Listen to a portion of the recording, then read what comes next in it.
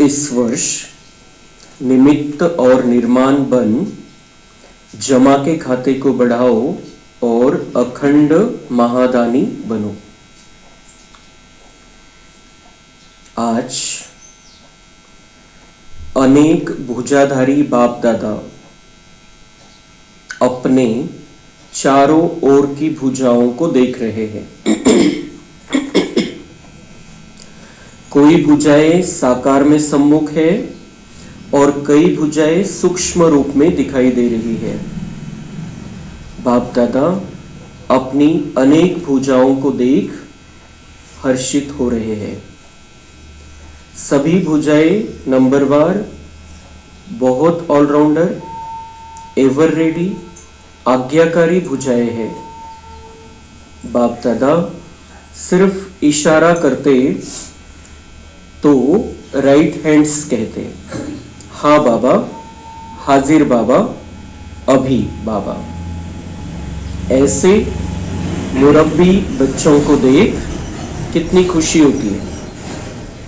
बाप दादा को रूहानी फकूर है कि सिवाय बाप दादा के और किसी भी धर्मात्मा महान आत्मा को ऐसी और इतनी सहयोगी भुजाएं नहीं मिलती। देखो, सारे कल्प में चक्कर लगाओ, ऐसी भुजाएं किसको मिली है? तो बाप दादा हर भुजा की विशेषता को देख रहे हैं। सारे विश्व से चुनी हुई विशेष भुजाएं हो, परमात्मा सहयोगी भुजाएं हो। सभी अपने को परमात्मा भुजा है यह अनुभव करते हो, फकूर है ना? तो भगवान आज हमें किस रूप में देख रहा है? हम बाबा के हाथ है, भुजाएं है, भगवान के हात। भक्ती मार्गामध्ये काय म्हणतात की आपण त्याच्याकडून काही मागतोय तो हजारों भुजांनी मदत करेल। तो वो हजारों भुजाएं उसकी कौन सी है? हम आत्माएं, हम जो बाबा के बच्चे हैं। तर बाबा म्हणता है कि याच्यामध्ये नंबरवार है, लेकिन सभी मेरी भुजाएं जो बाबा के बनते हैं, बाबा म्हणता है सभी मेरी भुजाएं, मतलब तुम्हारे द्वारा मैं इस विश्व का कल्याण करता हूं। तो हमें कितना नशा होना चाहिए कि हम भगवान के हाथ बन गए हैं। अभी हम आत्मा भगवान के हाथ बन गए और भगवान हमारे द्वारा इस दुनिया का कल्याण करना चाहता है। वो खुद अकेला कर सकता है, लेकिन हमारे द्वारा करना है उसको, क्योंकि हमारा भाग्य बना कर देना है। क्योंकि हम करेंगे तो हम पाएंगे, इसलिए हमारे द्वारा बाबा ये सारी दुनिया की सेवा करा रहा है, करना चाहता है। त्याच्यामध्ये बाबा म्हणतात राईट हँड कोण आहे? मग उजवा हात। हात तर आहे सगळे, पण उजवा हात कोण? बाबांचा उजवा हात। ज्याला चांगलं काम करायचं असतं उजव्या हाताने करतात दुनियामध्ये जे आहे। तो बाबा कह रहे राइट हैंड जो बच्चे हैं वो क्या कहेंगे? मैं जो भी कुछ कहूंगा, मैं जो भी कुछ सुनाऊंगा, जो भी कुछ करने के लिए कहूंगा, तो वो क्या कहेंगे राइट हैंड्स बच्चे? हाँ बाबा, हाजिर बाबा, अभी बाबा। तो हाँ करेंगे तुरंत, हाँ बाबा ने जो कहा वो करना है, मैं हाजिर हूं और अभी करना है, नहीं देखेंगे करेंगे नहीं, अभी करना है। तो या तीन विशेषता आपल्यामध्ये आपल्याला आणायच्या, बाबांचा राइट हैंड बनायचं आपल्याला। बाबा का जो कार्य है वो हमें अपने हाथ में लेना है, अपने हाथों से करना है। बाबा हमारे द्वारा करा रहा है, लेकिन हमें आगे होकर इस जिम्मेदारी को स्वीकार करना है। और ये जिम्मेदारी नहीं, ये भाग्य है, क्योंकि इसी से हमारे कल्प का भाग्य बन रहा है संपूर्ण। इसलिए ये बाबा ऑफर कर रहा है कि तुम मेरे हाथ बन जाओ। तो ये अनुभव हमें बढ़ाना है, म्हणजे आपल्या जीवनाची क्वालिटी कितीतरी पटीने वाढून जाईल जर हे कायम आपल्या स्मृतीमध्ये असेल, कायम बुद्धीमध्ये असेल कि मी बाबांचा राइट हैंड है, तो हम कुछ भी गलत नहीं करेंगे। विकारों के आधार से हमारे द्वारा कुछ भी नहीं होगा।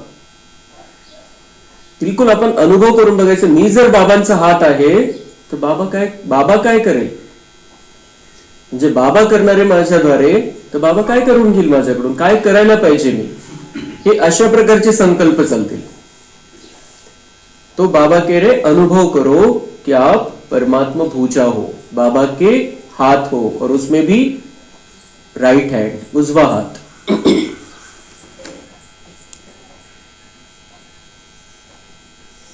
बाप दादा को खुशी है कि चारों ओर से नया वर्ष मनाने के लिए सभी पहुंच गए हैं.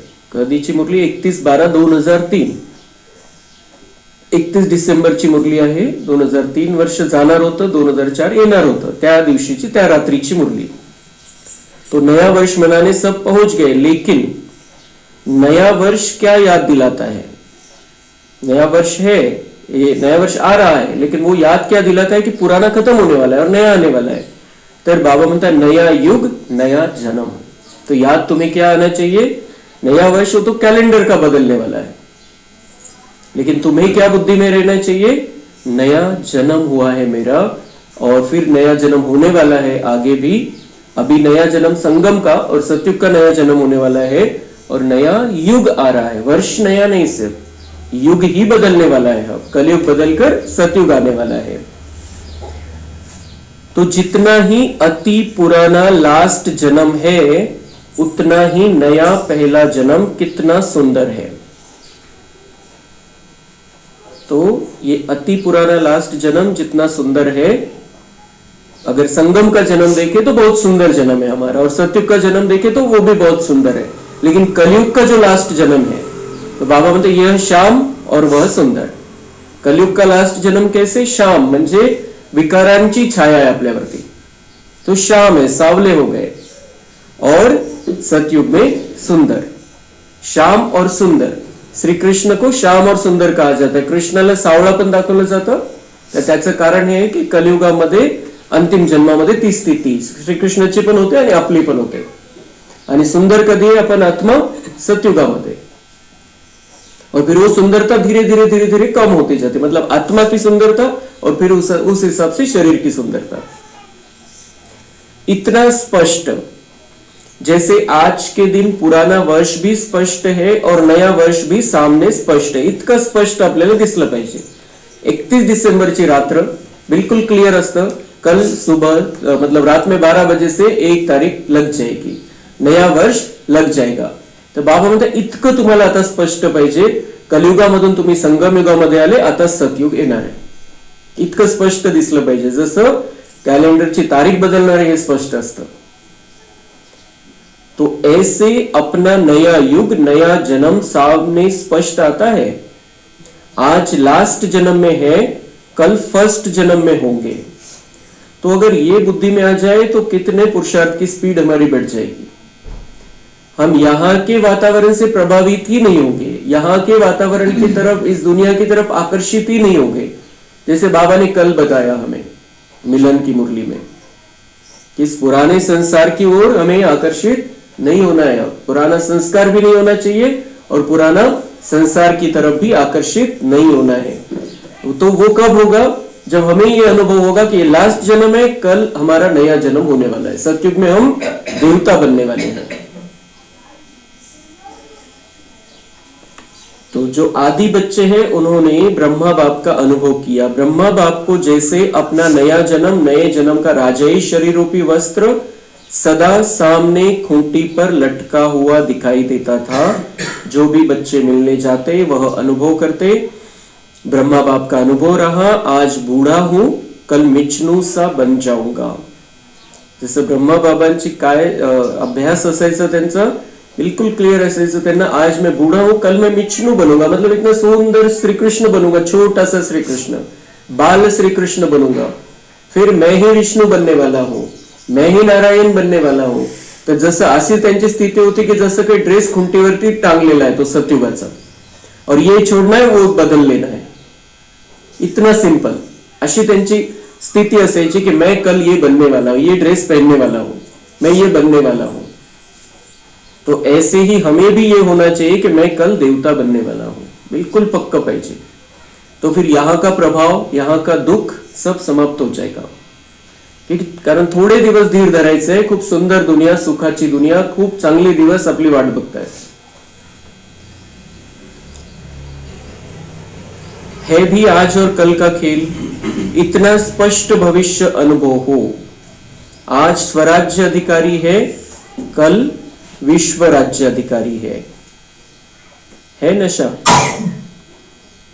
तो ये नशा अगर चढ़ा हुआ होगा तो फिर ऑटोमेटिक ही यहाँ का टेंशन, यहाँ का दुख, यहाँ की अशांति हमारे पर कुछ भी असर नहीं डाल सकती. इसलिए ये बाबा यार बार बार ये बातें याद दिलाते हैं कि आपको अपना भविष्य स्पष्ट दिखाई देना चाहिए.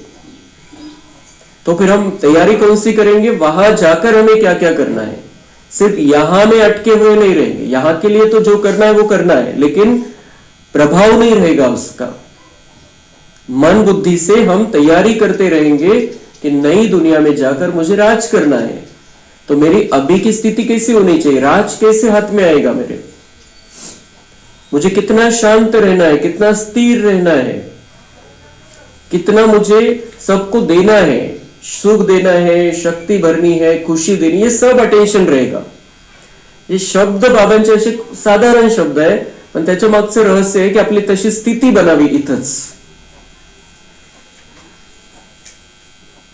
आजकल के लोग एक तरफ स्व प्राप्ति के लिए इच्छुक भी है, लेकिन हिम्मतहीन है, हिम्मत नहीं है. सुनना चाहते भी है, लेकिन बनने की हिम्मत नहीं है. आजकल के लोग कैसे हैं, प्राप्ती तो चाहिए, ते म्हणतात की आम्हाला शांती पाहिजे, आम्हाला मेडिटेशन शिकवा, शांती तर पाहिजे आम्हाला, आम्हाला शक्ती पाहिजे, कारण आम्ही परेशान झालेलो आहे आपल्या जीवनाशी. लेकिन बाबा म्हणता है कि हिम्मत नहीं है उनके अंदर कि हम चल पाएंगे इस राह पर, और इसलिए वो छोड़ देते बीच में. कुछ दिन आते छोड़ देते, हिम्मत नहीं है क्योंकि करने की, चलने की. तो सुनना चाहते हैं लेकिन बनने की हिम्मत नहीं है. इसीलिए कोर्स कितने करते हैं लेकिन निकलते कितने थोड़े, क्योंकि सब में हिम्मत नहीं रहती है. तो ऐसी आत्माओं को परिवर्तन करने के लिए पहले तो आत्माओं को हिम्मत के पंख लगाओ. तो बाबा म्हणजे तुमचं काम काय आहे की त्यांना हिम्मत द्या की तुम्ही करू शकता, तुम्ही चालू शकता या ज्ञान मार्गामध्ये. तो हिम्मत के पंख लगाओ. हमारे संपर्क में जो भी है, जो बाबा के बच्चे बने हैं, जिन्होंने कोर्स किया है, उनको हमारे कांटेक्ट में जो है उनको हमने हिम्मत दिलानी है कि नहीं आप कर सकते हो. हिम्मत के पंख का आधार है अनुभव. अनुभव कराओ. अनुभव ऐसी चीज है, जरा सा अंजलि मिलने के बाद अनुभव किया तो अनुभव के पंख कहो या अनुभव के पांव कहो, उससे हिम्मत में आगे बढ़ सकेंगे. तो उनको अपना भी अनुभव सुनाना है और उनको भी अनुभव कराना है. अनुभव कैसे करेंगे, हमारे कांटेक्ट में हम उनको शांति दे सकते हैं, शक्ति दे सकते हैं. तो इसके लिए विशेष इस वर्ष निरंतर अखंड महादानी बनना पड़े. अखंड, तो अखंड महादानी की स्थिति अगर होगी तो हमारे जो कांटेक्ट में उनको जो चाहिए मिल जाएगा. हिम्मत मिलेगी, शक्ती मिलेगी, शांती मिलेगी, प्रेम मिलेगा. बाबा म्हणते तुम्हाला काय लक्ष ठेवायचंय, मैं अखंड महादानी आत्मा हूं. कोणाच्या एखाद्या शब्दाने, एखाद्या बोलण्याने खंड नाही पडला पाहिजे, त्याच्यामध्ये ब्रेक नहीं झाला पाहिजे. बिना ब्रेकचं महादानी बनायचं आपल्याला. कि किसी ने मुझे कह दिया, कुछ मेरे जीवन में कुछ गलत हो गया, कुछ टेंशन वाली परिस्थिति है, तो फिर हम अगर वो असर बुद्धि पर है, मन पर है, तो हमारा महादानी मतलब वो शांति, सुख, प्रेम, आनंद हमारे वाइब्रेशन द्वारा निकल ही नहीं सकता है. तो बाबा म्हणते कैसे महादानी बनना है, अखंड महादानी, बिना ब्रेक वाले, कंटिन्यूअस वो स्थिति होनी चाहिए. चाहे बाहर कुछ भी होता रहे, कितना भी टेंशन रहे, कितनी भी परिस्थिति खराब रहे, कितना भी बड़ा प्रॉब्लम आ जाए, मैं देने वाली आत्मा हूं. परिस्थिति मेरा पेपर है, खेल है, हिसाब किताब है, ड्रामा है, बस मैं देने वाली आत्मा हूं. ये परिस्थिति आई है, प्रॉब्लम आया है, चला जाएगा, खत्म हो जाएगा. सब दिन एक समान नहीं रहते. तो बिल्कुल खुद को समझाते रहना है, क्लियर. जब भी कोई संकल्प आ जाए तुरंत समझाना है उसी सेकंड, और बिल्कुल क्लियर होना चाहिए मैं देने वाली आत्मा हूं, मैं इस परिस्थिति में इन आत्माओं को मैं क्या दे सकता हूं, क्या देना है मुझे, तो मैं अखंड महादानी हूं। तो इसमें अखंड महादान कौन सा देना है, फिर कैसा देना है, कौन सा देना है? बाबा कह रहे हैं मनसा द्वारा शक्ति स्वरूप बनाओ। मनसा द्वारा क्या दो? शक्ति दो। महादानी बन मनसा द्वारा, वाइब्रेशन द्वारा निरंतर शक्तियों का अनुभव कराओ। मनसा, हमारा मन इतना पावरफुल होना चाहिए, इतनी शक्तिशाली होना चाहिए कि हमारे द्वारा शक्तियों की किरणें निकलती रही। अलग अलग शक्तियां हैं, 8 शक्तियां राजयोग के अभ्यास से हमारे अंदर आती है, तो उसको जो चाहिए वो मिलती रहेगी। हमें शक्ति स्वरूप बनना है और मन से शक्ति का दान करना है। तो मनसा द्वारा, वाइब्रेशन द्वारा निरंतर शक्तियों का अनुभव कराओ। वाचा द्वारा ज्ञान दो। अखंड महादानी में वाचा चलानी है, वाचा में आना ही है, तो ज्ञान दान दो। अगर बोलना ही है तो बोलने के द्वारा ज्ञान दान दो। जैसे सुषमा दीदी ने कल क्लास कराया, सुषमा दीदी ने कहा कि 1 महीना मौन ले लो, पर मौन लेने से मतलब इतना तो कोई कर नहीं सकते जितना हम कर्म व्यवहार करना पड़ता है, तो हर एक के लिए वो पॉसिबल नहीं है। पण आपण समजा उठल्यापासून तर 8 वाजेपर्यंत मौन घेऊ शकतो, नंतर रात्रि घेऊ शकतो 8 बजे नंतर, तो कैसा भी हम कर सकते हैं। पूरा नहीं करे तो कम से कम कुछ थोड़ा बहुत तो नियम हम कर सकते हैं कि मुझे नहीं बात करनी अभी। लेकिन जब भी हम बात करें, बाबा कह रहे वाचा द्वारा ज्ञान दान दो। बोलने द्वारा बोलना पड़ेगा, बोलने में आते हो, व्यवहार में बोलना पड़ता है, लेकिन कुछ ना कुछ ज्ञान की बातें सुनाते रहो बीच बीच में। और कर्म द्वारा गुणों का दान दो। कर्म द्वारा गुणों का दान दो। कर्म हम कर रहे हैं, हमें दिखा देना है उनको कि कैसे अच्छे कर्म किए जाते हैं, कैसे गुणवान बन सकते हैं। तो कर्म द्वारा गुणों का दान दो। मनसा द्वारा शक्ति का दान, वाचा द्वारा ज्ञान का दान और कर्म द्वारा गुणों का दान। तो सारा दिन चाहे मनसा, चाहे वाचा, चाहे कर्म, तीनों द्वारा अखंड महादानी बनो।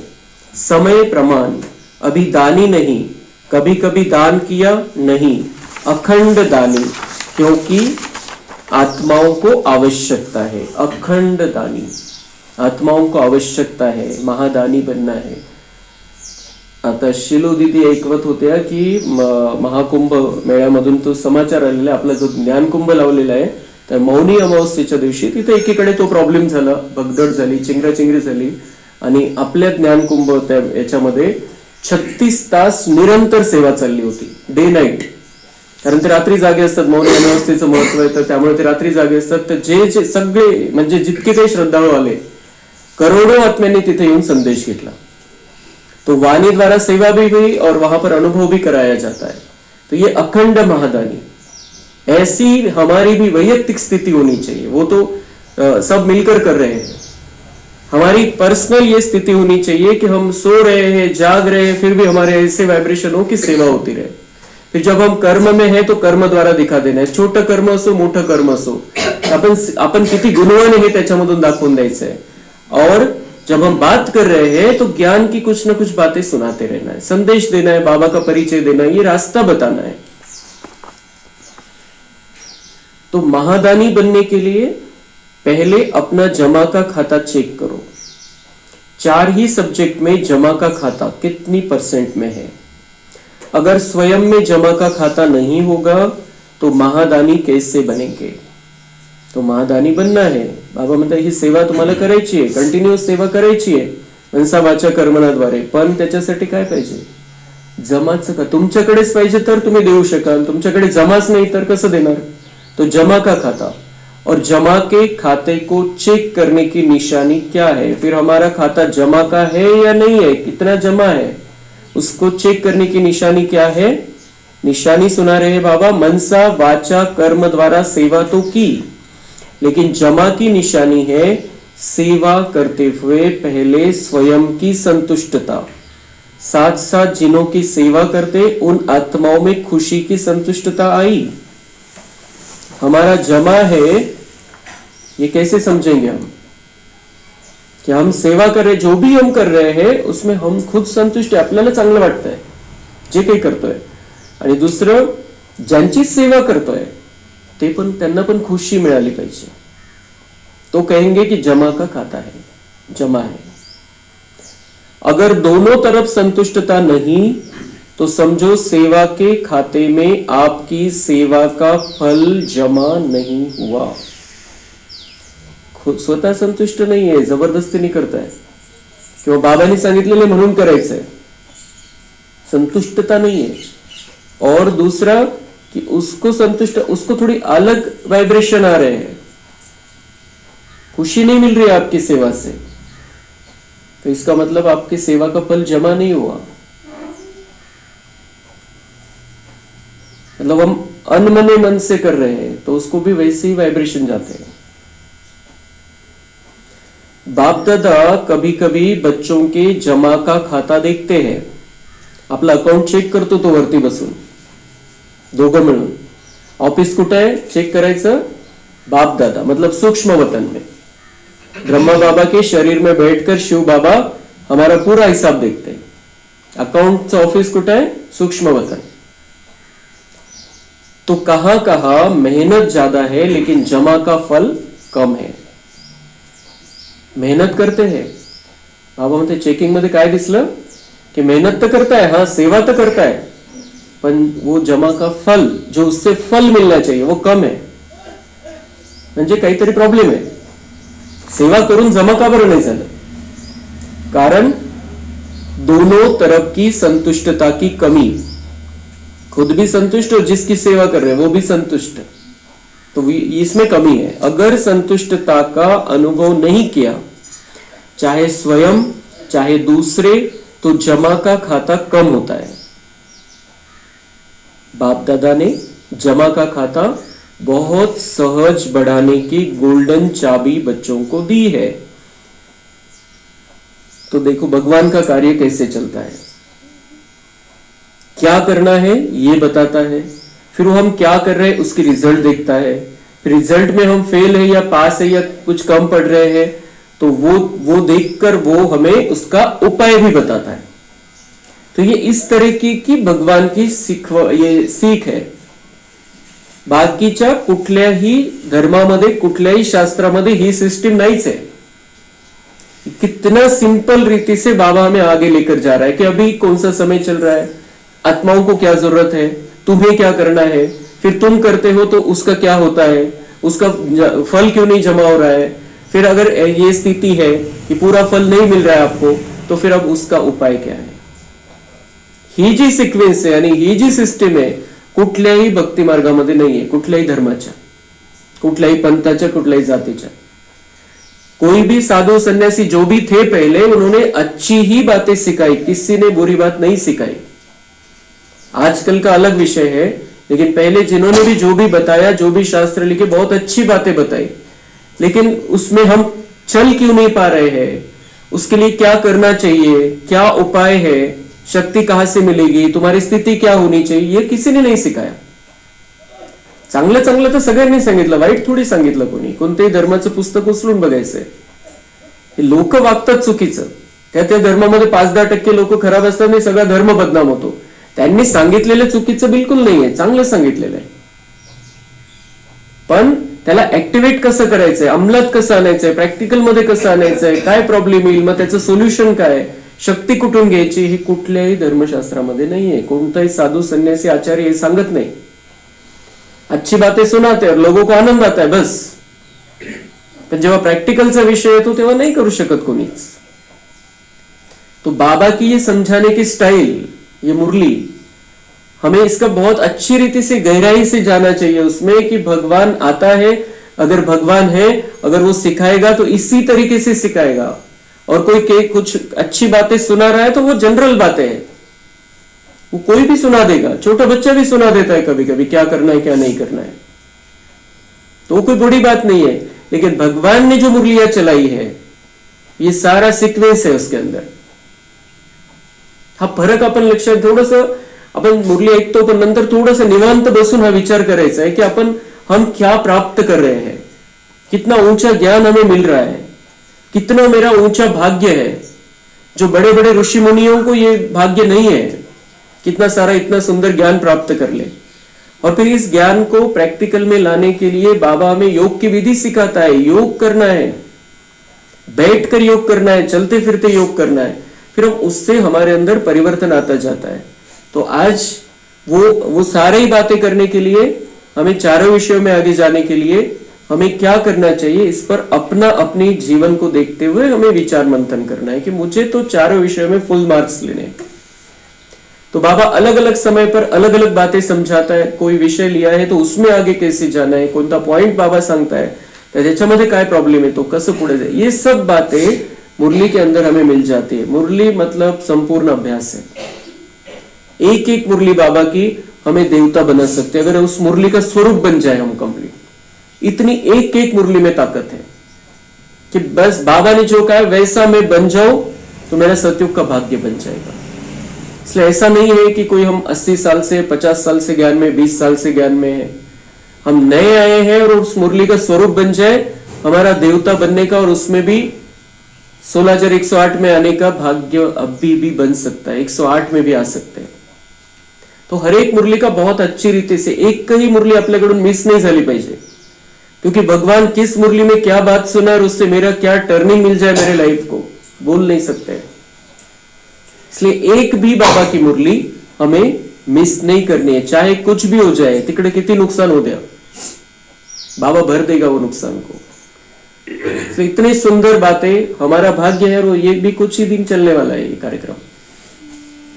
तो भगवान कह रहा है, तो जानते हो ये चाबी क्या है जमा का खाता बढ़ाने की? बाबा म्हणता है मैंने तुमको गोल्डन चाबी दी है, ये सुनहरी चाबी है। जानते हो ये चाबी क्या है? मिली तो है ना, सहज जमा का खाता भरपूर करने की गोल्डन चाबी है। कोई भी मनसा वाचा कर्म, किसी में भी सेवा करने के समय एक तो अपने अंदर निमित्त भाव की स्मृति, निमित्त भाव, निर्माण भाव, शुभ भाव, आत्मिक स्नेह का भाव, अगर इस भाव की स्थिति में स्थित होकर सेवा करते हो तो सहज आपके इस भाव से आत्माओं की भावना पूर्ण हो जाती है। कुछ प्रॉब्लम होता, कुछ ना कुछ हमें लगता है कि मैं करता हूं, मेरी वजह से ये हो रहा है, मैंने किया, मग तेच जाईल त्यांच्याकडे की आपण स्वार्थ म्हणून करतोय, कि फिर मुझे एक्सपेक्टेशन है, मुझे कुछ चाहिए फिर उनसे, और मी चांगलं करतोय तर त्यांनी मला चांगलं बोललं पाहिजे माझ्याशी, ये प्रॉब्लम है। बाबा म्हणता है फिर क्या करना है? निमित्त भाव की स्मृति। बाबा ने मुझे निमित्त बनाया है, चाहे घर में हम सेवा कर रहे हैं, चाहे अलौकिक सेवा कर रहे हैं, ज्ञान मार्ग में हम सेवा कर रहे हैं, कुछ भी कर रहे हैं ज्ञान मार्ग में, हम सेंटर के लिए कर रहे हैं, हम हमारी पाठशाला के लिए कर रहे हैं, हम किसी प्रोग्राम के लिए कर रहे हैं, बिल्कुल क्लियर होना चाहिए मेरा इतना भाग्य है, बाबा ने मुझे निमित्त बनाया, मैं कर रहा हूं या मैं दे रहा हूं या मेरे वजह से हुआ, तो जो देने वाला है उसको भी संतुष्टि नहीं है, और जिनके लिए कर रहे हैं वो भी संतुष्ट नहीं होंगे। तो निमित्त भाव, निर्माण भाव, शुभ भाव, आत्मिक स्नेह का भाव। तो जब हमने ये इस तपस्या भवन के उद्घाटन का प्रोग्राम किया था तो उस समय सबकी यही भावना थी, और इसलिए वो वाइब्रेशन बना था। अपनी सगळ्यांची भावना बिल्कुल, ये हमारे कमरे का उद्घाटन है और इससे अनेक आत्माओं को कल्याण होगा, संदेश जाएगा इस कमरे के माध्यम से, और फिर हम सब मिलकर हमने किया। तर ते वाइब्रेशन आजपर्यंत ते दीदींच्या आठवणीमध्ये सगळ्यांच्या, की हम गए थे परसोड़ा तो बहुत अच्छा लगा था। तो यही हमें कंटिन्यू रखना है। हम कुछ भी कर रहे हैं इस ज्ञान मार्ग में, और घर में भी कर रहे हैं, किसी की सेवा कर रहे हैं, बिल्कुल ये होना चाहिए निमित्त भाव, निर्माण भाव, शुभ भाव, आत्मिक सेवा का भाव, आत्मिक स्नेह का भाव, कि मैं निमित्त हूं, निर्माण बनकर करना है, कोई मान शान नहीं चाहिए, मैं जो कर रहा हूं बस मुझे करना है, ये मेरे बाबा का कार्य है, मुझे करना है, मैं बाबा का राइट हैंड हूं, तो मुझे अहंकार किस बात का? बाबा करा रहा है, बाबांचा हात है, मी बाबा करवतोय माझ्याद्वारे। तो निमित्त बनाया है, ये मेरा भाग्य है, निर्माण बनकर करना है, कोई नाम मान शान की अपेक्षा नहीं, चाहे घर में करे, चाहे कहीं प्रोग्राम के लिए करे। शुभ भाव कि अनेकों का कल्याण हो जाए। आत्मिक स्नेह का भाव कि सब जिनकी भी मैं सेवा कर रहा हूं, जिनकी भी सेवा होगी, उन आत्माओं का कल्याण हो जाए। अगर इस भाव की स्थिति में स्थित होकर सेवा करते हो तो सहज आपके इस भाव से आत्माओं की भावना पूर्ण हो जाती है। उनको जो चाहिए उनको वो मिल जाता है, जो संतुष्टि चाहिए वो मिल जाती है उनको। आज के लोग हर एक का भाव क्या है वह नोट करते हैं। क्या निमित्त भाव से कर रहे हैं या अभिमान के भाव से? जहां निमित्त भाव है वहां निर्माण भाव ऑटोमॅटिकली आ जाता है। तर बाबा म्हणते तुम्ही किती काही करून घ्या, चेकर बसलेले बाहेर, और जो भी सामने आके भी चेक करते हैं क्या आप कर रहे हैं, आपको अभिमान है, गर्व आहे याचा, की तुम्ही खूप सेवेच्या भावनेने करताय? जर गर्व असेल तो काहीच व्हॅल्यू देणार नाही। इसे समझ में आता है इनकी तो सेवा है, इनका तो निस्वार्थ चल रहा है, तब वो समझेंगे, तब वो महत्व देंगे हमारे बोलने को भी और हमारी सेवा को भी। तो चेक करो क्या जमा हुआ, कितना जमा हुआ, क्योंकि समय संगम युग ही जमा करने का युग है। फिर तो सारा कल्प जमा की प्रारब्ध है, जमा करायचा चांस फक्त आता है। सतयुग में कुछ भी जमा नहीं कर पाएंगे हम, क्योंकि वहां दान ही नहीं करना है। किसको दान करेंगे? सब अपना अपना भाग्य ली हुई आत्माएं वहां पर है। अब देवी देवताओं को क्या दान करेंगे हम? सब देवी देवता है वहां पर, तो दान नहीं करेंगे तो पुण्य कैसे जमा होगा? तो बाबा कहते हैं अभी यहां पर महादानी बनना है, यहां पर दे दो, यहां पर लेने वाले हैं सब, यहां पर दोगे तो जमा होगा, उधर जमा करने का कोई चांस नहीं है। वहां तो प्रारब्ध है, वहां तो यह जो भाग्य बनाई महादान करके वो भाग्य साथ में आने वाला है। वहां किसी को कुछ नहीं चाहिए, किसी को कुछ नहीं देना है, धन भी नहीं चाहिए, कोई शांति भी नहीं चाहिए, सुख भी नहीं चाहिए, किसी को कुछ देना ही नहीं है, सब लेकर आए हैं, भरपूर होकर आए हैं। तो बाबा कहते जमा अगर करना है तो इस युग में, अभी संगम युग में, और वो संगम युग में अभी कितना बचा है? थोड़ा सा बचा है अभी, इसमें जमा करना है। यहां पर जमा करेंगे, बाहर से कुछ भी कमाई करके जमा करेंगे, 1 सेकंड में छोड़कर जाना है। वो बहुत सुंदर एक मैसेज आया था 3-4 दिन पहले कि आप जब मैंने अपनी वसियत देखी, विल जेव्हा बघितली, मृत्यूपत्र जेव्हा बघितलं, तर तेव्हा मला लक्षात आलं की मी सगळ्यांना सगळं काही मिळते पण मला त्याच्यातलं काहीच नाही। अपनी वसीयत देखी तो मेरे पास इतना सब कुछ है, सबको मिल रहा है, सिर्फ मुझे नहीं मिलने वाला है, क्योंकि छोड़कर जाना है सब यहां से। तो यहाँ का तो यहाँ ही रहने वाला है, लेकिन साथ में क्या आने वाला है? जो हमने सबकी सेवा की होगी, जो महादान किया होगा, अपने तन मन धन से सेवा की होगी, वो सारा भाग्य बनकर हमारे साथ में आएगा। वहां कोई चांस नहीं है सत्य इस कर लेंगे, अगले जन्म में कर लेंगे, ये नहीं, जो करना है अब भी करना है, और ये भाग्य पैक करके अपने साथ में लेकर चलना है। तो इस वर्ष क्या विशेष अटेंशन देना है? अपने अपने जमा का खाता चेक करो, चेकर भी बनो, मेकर भी बनो, क्योंकि समय की समीपता के नजारे देख रहे हो इस वर्ष। और अभी तो बाबा ने तो ये 2003 में मुरली चलाई है, और बाबा को पता था कि ये 25 में भी चलेगी। उस हिसाब से बाबा कह रहे हैं कि अभी समय के समीपता के नजारे तो देख रहे हो, कितना समय नजदीक आहे, आता काय बाकी राहिलेलं विनाशाला। तो बाबा म्हणते अभी जमा का खाता चेक, क्या साथ में जाना है ये चेक करो, कितना जमा कर लिया है आपने, चेक भी करो और मेकर भी बनो, बनाओ भी, अपना भी बनाओ, दूसरों का भी बनाओ। और सभी ने बाप दादा से वायदा किया है कि हम समान बनेंगे, वायदा किया है ना। तो ब्रह्मा बाप समान खाता जमा चाहिए ना, बाप समान बनना है, हमें भी बाबा जैसा बनना है, ब्रह्मा बाबा जैसा बनना है, शिव बाबा जैसा बनना है। तो बाबा म्हणते खाता भी तो उतना जमा चाहिए ब्रह्मा बाबा जैसा। तो ब्रह्मा बाप के समान बनना है, तो ब्रह्मा बाप का विशेष चरित्र क्या देखा?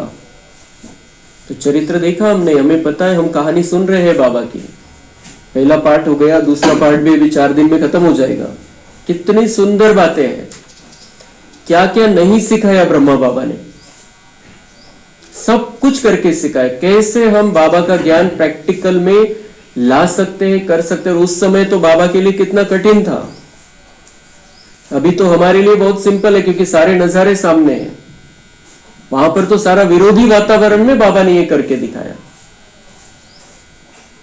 तो बाबा म्हणता है ब्रह्मा बाप का विशेष चरित्र क्या देखा, आदि से लेकर अंत तक हर बात में मैं कहा या बाबा का। उनको तो बहुत अहंकार आना चाहिए था कि मैं कर रहा हूं, इतका विरोध करता है, इतके शिव्या देता है, लोक इतकी निंदा करता है, इतका अपमान करता है, तरी मी कसा है।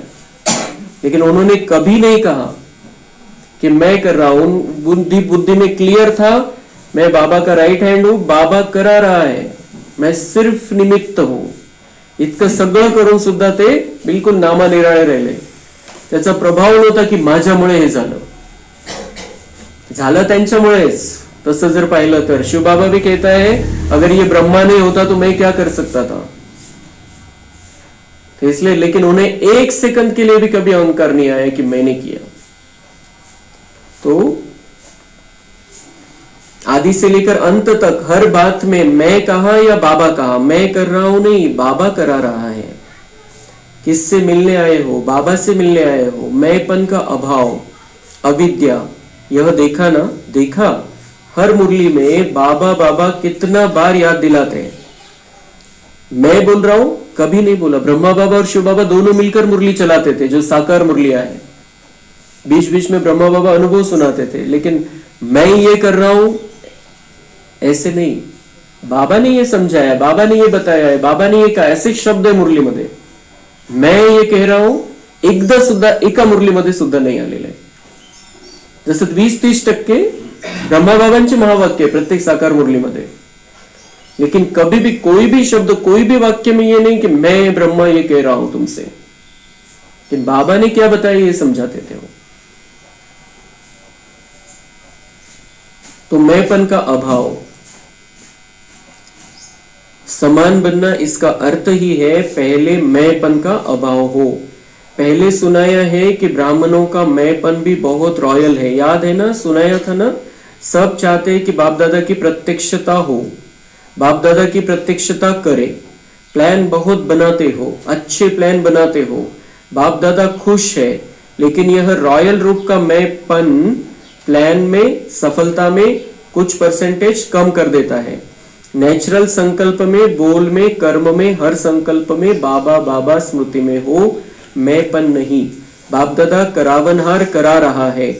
जगत अम्बा की यही विशेष धारणा रही। तो ब्रह्मा बाबा की भी थी, तो जगत अम्बा जो लक्ष्मी बनने वाली है, जो राधा बनने वाली है, उसकी भी यहां पर विशेष धारणा क्या थी।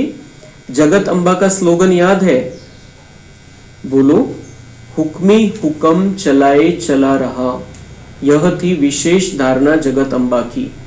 हुक्मी हुक्म चलाए रहा, वो चला रहा है, उसका उसके हुक्म पर हमें चलना है बस।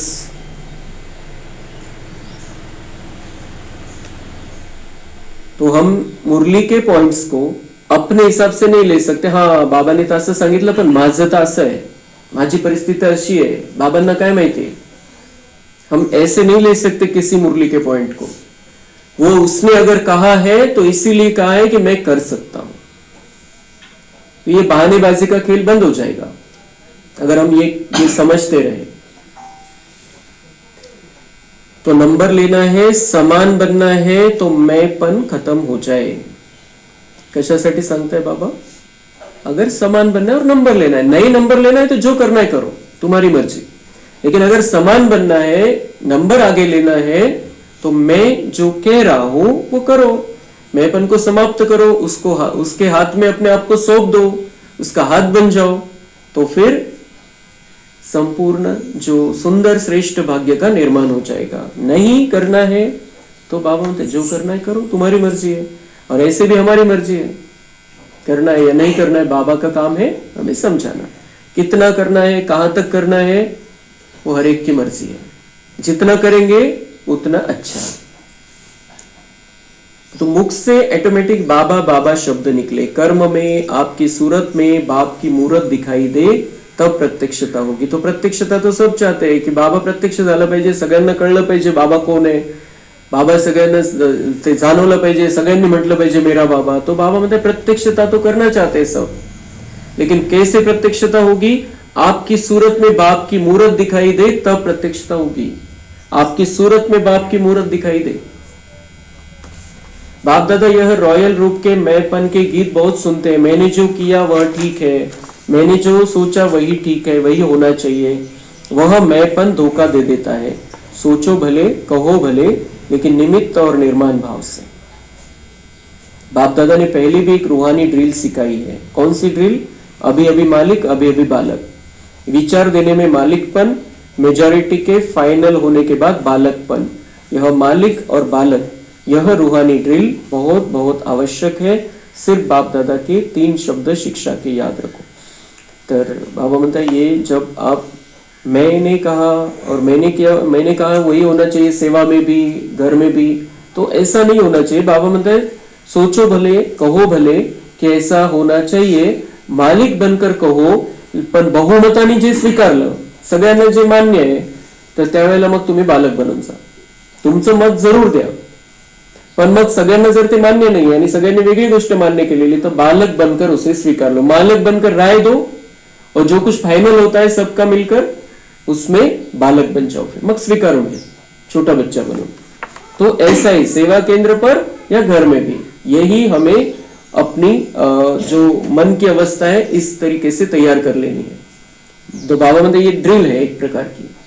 मालिक बनकर राय दो और बालक बनकर स्वीकार लो जो फाइनल होता है. तो सिर्फ बाप दादा के 3 शब्द शिक्षा के याद रखो. सबको याद है. मनसा में निराकारी, वाचा में निरंकारी, कर्म में निर्विकारी. बाबांचे लास्ट महावाक्य, ब्रह्मा बाबांनी शरीर सोडण्याच्या पूर्वीचे लास्ट महावाक्य, निराकारी, निर्विकारी, निरंकारी. तो उसमें क्या है? मनसा में निराकारी. मनसा में निराकारी म्हणजे मनामध्ये बिलकुल ही क्लिअर स्थिती पाहिजे की मैं आत्मा हूं. मनसा में निराकारी.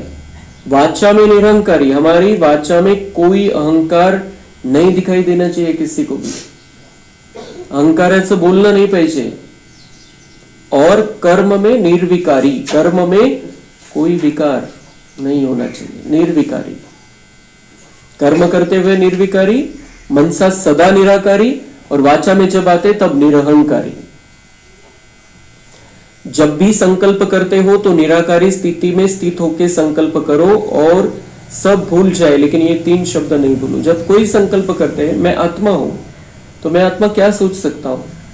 क्या सोचना चाहिए? परमात्मा क्या सोचेंगे? ऐसे ही अगर मेरी जगह पर परमात्मा होते तो वो क्या सोचते? ऐसा आईना खुद को दिखाना है और फिर संकल्प करना है. तो कहेंगे मनसा में निराकारी स्थिति. और सब भूल जाए, लेकिन यह 3 शब्द नहीं भूलो. फाइनल बाबांनी जे ज्ञान दिलं ब्रह्मा बाबांच्या द्वारे, बाबा म्हणते ये 3 शब्द नहीं भूलो. यह साकार रूप की 3 शब्दों की शिक्षा सौगात है. बाबा म्हणते ही गिफ्ट है तुम्हाला. पुरुषार्थ में आगे बढ़ना है, भाग्य ऊंचा बनाना है. ये 3 शब्द बाबा म्हणते ये गिफ्ट दी ब्रह्मा बाबा ने जाते जाते. तो ब्रह्मा बाप से साकार रूप में भी प्यार रहा है. अभी भी डबल फॉरेनर्स कई अनुभव सुनाते कि ब्रह्मा बाप से बहुत प्यार है. देखा नहीं है तो भी प्यार है. विदेशामध्ये तर सेवाच गेली नव्हती ब्रह्मा बाबांनी शरीर सोडलं तेव्हा. तो लेकिन विदेश वालों को भी ये साक्षात्कार होते ब्रह्मा के कि वो बहुत प्यार करते हैं ब्रह्मा से. कधीच बघितलं नाही, कधी ऐकलं नाही डायरेक्ट त्यावेळेला, लेकिन बहुत प्यार है क्योंकि ब्रह्मा बाबा ने सबकी पालना की अव्यक्त होने के बाद की फरिश्ता रूप में. तो देखा नहीं है तो भी प्यार है. हाँ, डबल फॉरेनर्स ब्रह्मा बाप से प्यार ज्यादा है ना. तो किससे प्यार होता है ना, तो उसकी सौगात बहुत संभाल के रखते हैं. तो प्यार है ब्रह्मा बाबा से. तो ये कैसे युक्ति से बाबा पूछता है. ब्रह्मा बाबा से प्यार है, तो अगर जिससे प्यार होता है उसने कोई गिफ्ट दी है तो उस गिफ्ट को संभाल के रखते हैं. इन्होंने दी, उसने दी है, मुझे संभाल के रखनी है. तो बाबा बोलते हैं आपका ब्रह्मा बाबा से प्यार है, ये तो पक्का है. फिर उसकी गिफ्ट, उसने जो गिफ्ट दी है उसको भी संभाल कर रखो, यूज करो अच्छे से. तो चाहे छोटी सी भी सौगात होगी ना, जिससे अति प्यार होता है, उसकी सौगात को छिपा के रखते, संभाल के रखते, दूसरे को नहीं देंगे वो कोई गिफ्ट. मतलब इतकं महत्व ठेवतात त्याचं. कोणी गिफ्ट दिलेली आहे ज्याच्याविषयी आपल्याला स्नेह आहे. तो ब्रह्मा बाप से प्यार है तो इन 3 शब्दों की शिक्षा से प्यार. अगर ब्रह्मा बाप से प्यार है तो इन 3 शब्दों में जो सिखाया है उससे तुम्हारा प्यार होना चाहिए. इसमें संपन्न बनना या समान बनना बहुत सहज हो जाएगा. याद करो ब्रह्मा बाप ने क्या कहा. तो संपन्न में अगर ये तीनों बातें आ जाएंगी हमारे जीवन में, निराकारी, निर्विकारी, निरंकारी, तो बाप समान बनना बिल्कुल सहज हो जाएगा, संपन्न बनना सहज हो जाएगा. तो नए वर्ष में वाचा की सेवा भले करो, धूमधाम से करो, लेकिन अनुभव कराने की सेवा सदा अटेंशन में रखो. सब अनुभव करे कि इस बहन द्वारा या भाई द्वारा हमें शक्ति का अनुभव हुआ. सिर्फ ज्ञान नहीं, हमें अनुभव कराना. और अनुभव कब होगा आत्माओं को? जब हम निमित्त भाव से सेवा कर रहे हैं. तो उन्हें यह अनुभव होना चाहिए कि हमें शक्ति का अनुभव हुआ, इस बहन द्वारा, भाई द्वारा शांति का अनुभव हुआ. क्योंकि अनुभव कभी भूलता नहीं है. सुना हुआ भूल जाता है, अच्छा लगता है लेकिन भूल जाता है. इतने सुंदर पॉइंट सुनते हैं मुरली में, भूल जाते हैं, नहीं याद रहते हैं. जो लिखते हैं वो बाद में पढ़ सकते हैं, लेकिन जो नहीं लिखते हैं याद भी नहीं आते बाद में क्या सुनाया था. लेकिन बाबा मानता है अनुभव नहीं भूलता है. जो अनुभव हुआ था हमें वो आत्मा नहीं भूलती. सुख मिला था, शांति मिली थी, नहीं भूलती आत्मा.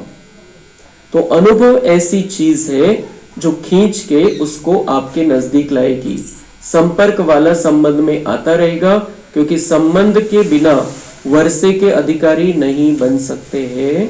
तो अनुभव संबंध में लाने वाला है. तो अनुभव कराओ. बाबा मानता है संपर्क में है आपके, लेकिन जब तक संबंध में नहीं आया है तब तक वर्षे का अधिकारी नहीं बन सकता है.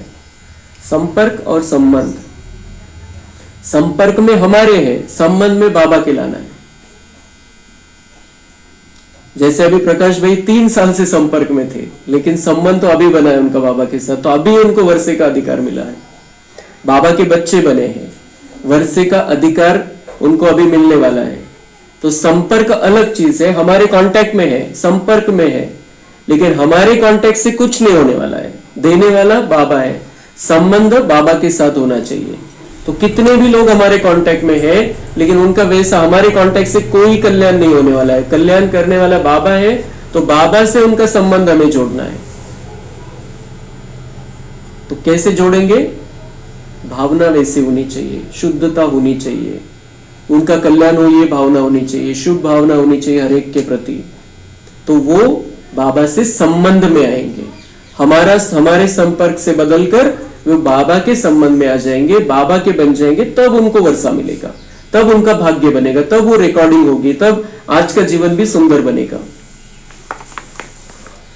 अच्छा समझा? क्या करेंगे? चेक करो. चेकर भी बनो, मेकर भी बनो. अनुभव कराने के मेकर बनो, जमा के खाते चेक करने के चेकर बनो. तो चेकर भी बनो, मेकर भी बनो.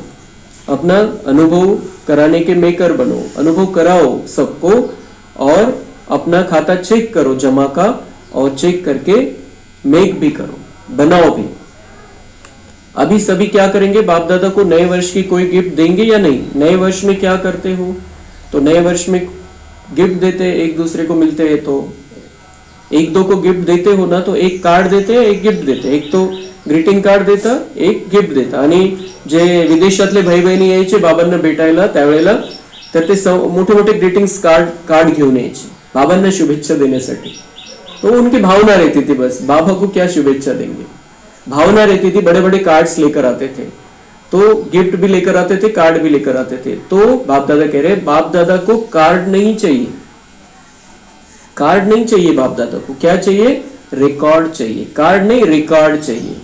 शब्दांशी खेळ बाबांसारखं कोणीच नाही खेळू शकत. शब्दों से खेलते खेलते इतना सुंदर ज्ञान दे देता है. क्या कह रहा है? कार्ड नहीं चाहिए, रिकॉर्ड चाहिए, रिकॉर्ड चाहिए. सब बच्चों का रिकॉर्ड नंबर 1 हो. कैसा रिकॉर्ड चाहिए? नंबर 1 वाला रिकॉर्ड. यह रिकॉर्ड चाहिए, निर्विघ्न हो. अभी यह कोई विघ्न की बातें सुनते हैं ना, तो बाप दादा को एक हंसी का खेल याद आता है. सुनाते हैं विघ्न की बातें, ये विघ्न आया, ये संकट है, ये प्रॉब्लम है, ये परिस्थिति है. तो बाबा म्हणता है कि ये सुनते हैं, सुनाते हैं, मुझे एक हंसी का खेल याद आया. बाबा कह रहे हंसी का खेल याद आता है। मालूम है कौन सा हंसी का खेल है? वह खेल है बूढ़े बूढ़े गुड़ियों का खेल कर रहे हैं। है बूढ़े लेकिन खेल करते हैं गुड़ियों का, तो हंसी का खेल है ना। तो अभी जो छोटी छोटी बातें सुनते हैं देखते हैं ना, तो ऐसे ही लगता है वानप्रस्थ अवस्था वाले, और बातें कितनी छोटी है, छोटी छोटी बातों में अटक गए वानप्रस्थ अवस्था वाले। और वानप्रस्थ अवस्था उम्र का सवाल नहीं है। हम सब बाबा के बच्चे वानप्रस्थी, घर वापस जाना है, बाबा लेने के लिए आया है, हम सब वानप्रस्थी। तो बाबा म्हणता है आप बूढ़े बूढ़े हो, बड़े हो गए हो, वानप्रस्थी हो, घर वापस जाना है, अभी छोटी छोटी गुड़ियों से खेलो, मतलब छोटी छोटी बातों से मत खेलो, गुड़िया रूपी बातों से खेलो मत, छोटी छोटी बातें आती रहेंगी, उससे अभी खेलना बंद करो। और हम इतने बड़े हैं, बड़े बाप के बड़े बच्चे, हमारे सामने कोई बड़ी बात भी बहुत छोटी छोटी बातें। तो बाबा म्हणते बूढ़े हो, और जैसे कोई बूढ़ा अगर ते बावला बावलीशी जर खेळतोय तर कसं वाटेल तो खेळ, बावला बावलीशी खेळतोय। तो बाबा म्हणते आप भी बड़े हो, ऊंचे हो, अब ये बातों में पड़ो मत, अभी खेलना नहीं, परिस्थिति के वश नहीं होना, प्रॉब्लम के वश नहीं होना। तो वानप्रस्थ अवस्था वाले और बातें कितनी छोटी है, तो यह रिकॉर्ड बाप को अच्छा नहीं लगता। बाबा मतलब ये रिकॉर्ड जो आपका ये रिकॉर्ड बन जाता है कभी कभी, ये अच्छा नहीं लगता कि बातें छोटी और आप उसमें अटक गए, फंस गए, बड़ी बात आई और आप उसके चक्कर में फंस गए, बाबा को छोड़ दिया, ज्ञान को छोड़ दिया, श्रीमत पर चलना छोड़ दिया, नियमों पर चलना छोड़ दिया। बात आ गई, छोटी सी बात है, परिस्थिति है, घर को संभालना है, 4 लोगों को संभालना है, लेकिन अटक गए उसमें। जो जन्म जन्मांतर की कल्याण की बात है उसको छोड़ दिया, वो उन बातों में खेलने लग गए। तो बाबा म्हणता है कि ये ऐसा रिकॉर्ड मुझे नहीं चाहिए। आप तो खुद का भी कल्याण, परिवार का भी कल्याण, विश्व का भी कल्याण करने वाली आत्माएं हो, सिर्फ उसी चक्कर में मत फंसो। तो इसके बजाय, कार्ड के बजाय रिकॉर्ड दो, निर्विघ्न। कौन सा रिकॉर्ड दो? निर्विघ्न। कोई भी विघ्न आता है हमारे पर उसका कोई असर नहीं है, ये रिकॉर्ड दो। बाबा ने कोई कार्ड नहीं चाहिए मुझे रिकॉर्ड चाहिए तुम्हारा कि आप निर्विघ्न हो। विघ्न भले ही आता है लेकिन आप निर्विघ्न हो, उसका असर नहीं है आप पर। छोटी बातें समाप्त, बड़े को छोटा बनाना सीखो और छोटी को खत्म करना सीखो। कितनी सुंदर है। बाबा म्हणता है छोटी बातें समाप्त, फिर बड़ी बातें उनको पहले छोटा कर दो। छोटा आप बड़े बन जाओ तो बात छोटी हो जाएगी, और छोटी है तो खत्म करना बहुत सहज है। तो बड़ी बात को छोटी करना, इतकं सुंदर मानसशास्त्र कुठंच नाही मिळणार आपल्याला।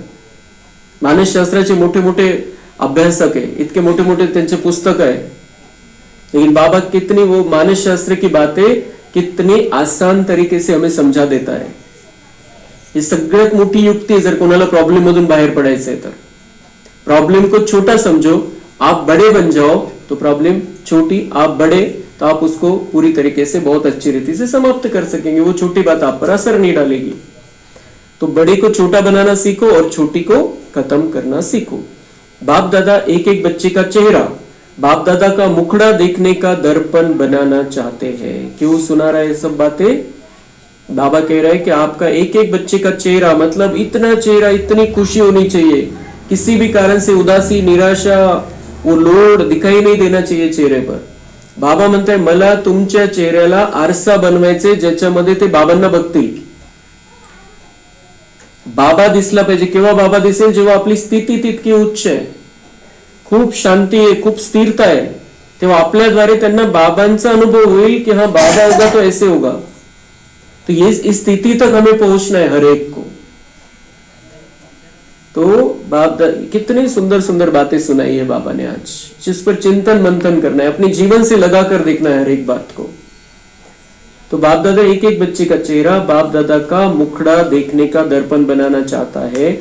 आपके दर्पण में बाप दादा दिखाई दे तो ऐसा विचित्र दर्पण बाप दादा को गिफ्ट दो। कार्ड कौन सा दो? रिकॉर्ड दो निर्विघ्न का। गिफ्ट कौन सी दो? एक आपका चेहरा, बहुत सुंदर चेहरा, ऐसा दर्पण बनाकर दे दो मुझे गिफ्ट के रूप में। दुनिया में तो ऐसा कोई दर्पण है ही नहीं जिसमें परमात्मा दिखाई दे। दुनिया में तो ऐसा कोई दर्पण नहीं है। इतने बड़े साधु सन्यासी बैठे, इतने बड़े महामंडलेश्वर बैठे, इतने बड़े आचार्य बैठे, इतने बड़े महाराज बैठे, इतने बड़े धर्म स्थापक होकर गए, बाबा कह रहे ऐसा कोई दर्पण नहीं है दुनिया में जिसमें परमात्मा दिखाई दे, कोई भी नहीं है। और बच्चों से बाबा कह रहा है आप हर एक ये दर्पण बन जाओ। मतलब हमारे में कैपेसिटी है, दुनिया के साधु संतों में ये कैपेसिटी नहीं है कि हम बाबा को प्रत्यक्ष करें। कितनी बड़ी बातें सुना रहा है बाबा। तो हमारी दिन से दिन हमारी अवस्था बहुत श्रेष्ठ बनती जानी चाहिए। तो आप इस नए वर्ष की ऐसी गिफ्ट दो जो विचित्र दर्पण बन जाओ। जो भी देखे, जो भी सुने, तो उसको बाप दादा ही दिखाई दे, सुनाई दे, बाप का आवाज सुनाई दे। ये नहीं कह रहे हैं इनके द्वारा बाबा कह रहा है। ये हमारी पोजीशन होनी चाहिए जीवन में। अच्छा, चारों ओर के सदा अखंड महादानी बच्चों को, चारों ओर के बाप के राइट हैंड आज्ञाकारी भुजाओं को, चारों ओर के सदा सर्व आत्माओं को हिम्मत के पंख लगाने वाले हिम्मतवान आत्माओं को, चारों ओर के सदा बाप समान हर कर्म में फॉलो करने वाले ब्रह्मा बाप और जगत अम्बा की शिक्षाओं को सदा प्रैक्टिकल जीवन में लाने वाले सर्व बच्चों को बहुत बहुत याद प्यार, दुआएं और नमस्ते। हम रूहानी बच्चों की रूहानी बाप दादा को याद प्यार, गुड मॉर्निंग, नमस्ते, वाह बाबा वाह, शुक्रिया बाबा शुक्रिया।